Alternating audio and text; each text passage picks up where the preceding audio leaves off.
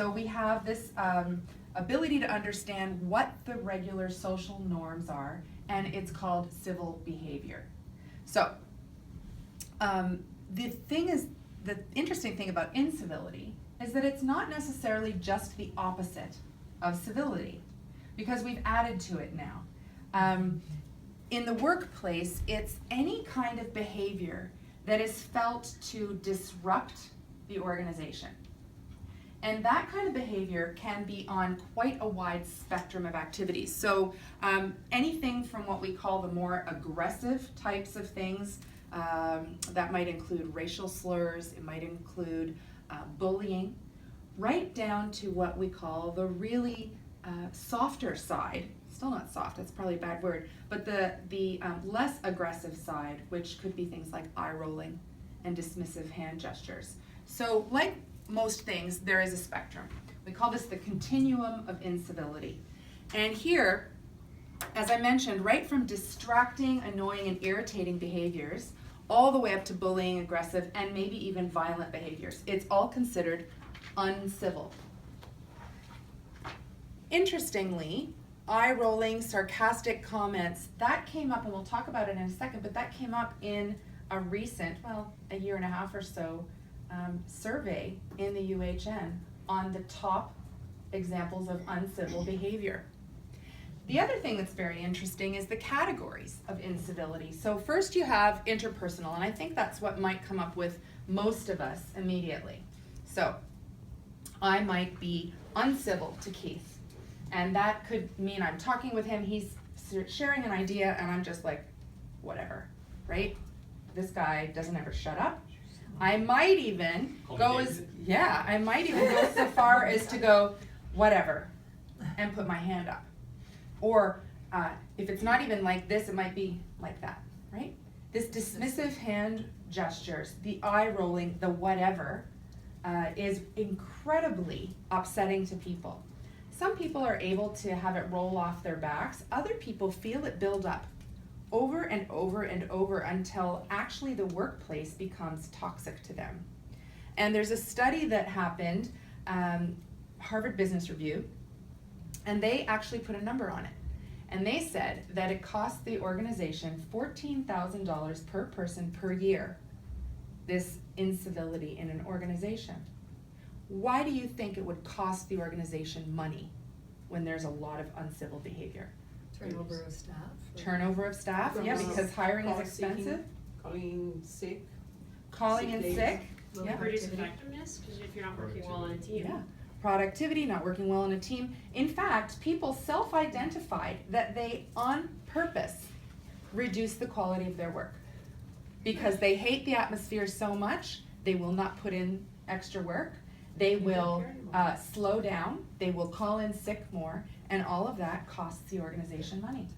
So this is the more interpersonal, one-to-one examples of uncivil behavior or incivility.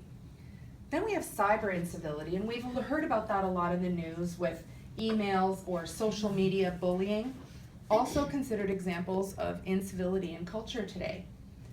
But they had this one article had a couple of interesting examples. It's very passive aggressive, but it's via email, where we might send somebody really important information via email at the end of the day, knowing they won't look at it. They can say, I sent it to you. It's not my problem that you don't read your emails after 4 o'clock, right? I sent it. Or I send emails that are purposely very short, terse in my language, or they're vague, and I leave it to you. It is such an interesting thing that this is now considered uncivil behavior, that we're not considering the reader of our email and doing the best that we can to make things easier for them. And then finally, this one, and usually people laugh when we talk about this, victimless incivility. When we have this behavior that changes the culture or shift in a team, and that's things like leaving trash on the floor, not cleaning out the microwave after you heat up your lasagna and it explodes in the microwave, not putting the mess there. yeah. Oh, did you? No. Oh, Not me. not putting your dishes away or washing them or even wiping down the table after you eat an orange and it gets orange juice all over the table. These are examples of victimless behavior that absolutely starts to nag at people. Someone comes into the room and every single time they want to use the microwave, it's disgusting. It's just it's the smallest thing, but it adds to culture in an organization. So this whole idea of incivility, as I mentioned, it becomes greater and greater in an organization when you have an increased complexity of the work that you do. Because the last thing that you need is this other crap going on. You have busy days, busy, complex caseloads, some of you moving from one area to another, you're floating, or your mornings here and afternoons there, you're filling in for people, you're covering what isn't your specialty. The more interactions you have with other people and the more complex your work, the more incivility becomes a big deal. Because it's just that last straw on the camel's back. I just can't. I've had a busy day, I just can't handle it one more time if Megan rolls her eyes in rounds. Really, I should be able to handle it, but I can't, right? That's all I need. So passive-aggressive behavior, I did mention that earlier, and it is another type of uncivil behavior. When we're passive-aggressive, what does passive-aggressive mean to you? We wanted to talk about this because passive-aggressive behavior is often identified without fully understanding the meaning.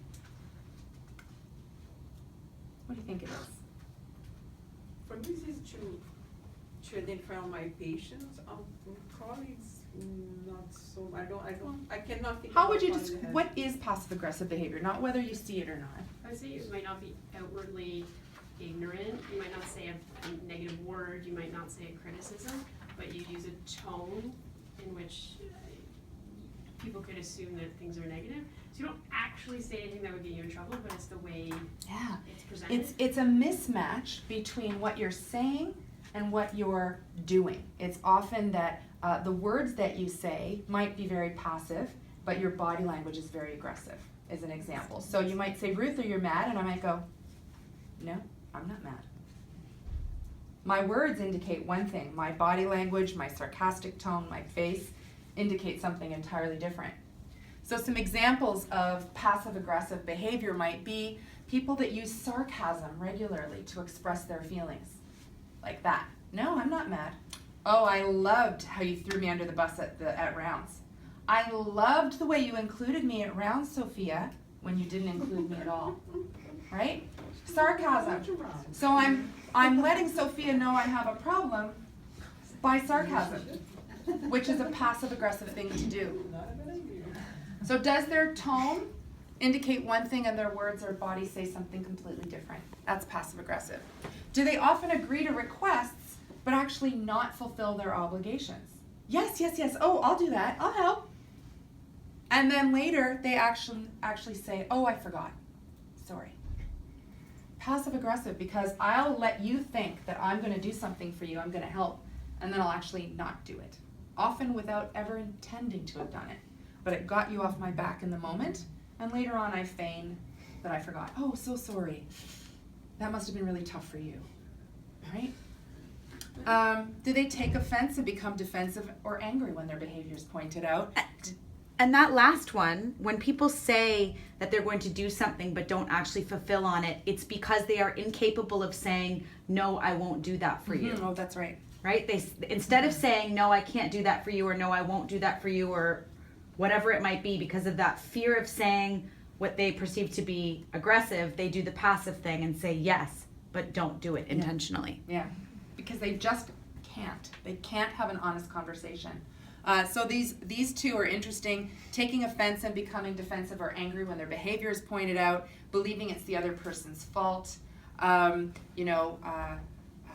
What do you mean I'm late all the time? If you'd properly set the alarm clock in the morning, I wouldn't be late. If you would pack everything the night before, this wouldn't be a problem. If you, they often throw it back on the other person. Or in this one, denial or evasive strategies, they often turn it back into completely shifting the conversation. So, you know, Sarah, I noticed that every time we have to do a heavy double, you forget. Do you like how I did that? I'm starting to learn phrases. Wait till we talk about oxygen titration tomorrow. Every time we have to do that, I've told you before that we need to do this. Have and you that seen this that isn't new working. Facebook app? What? That's the evasive strategy.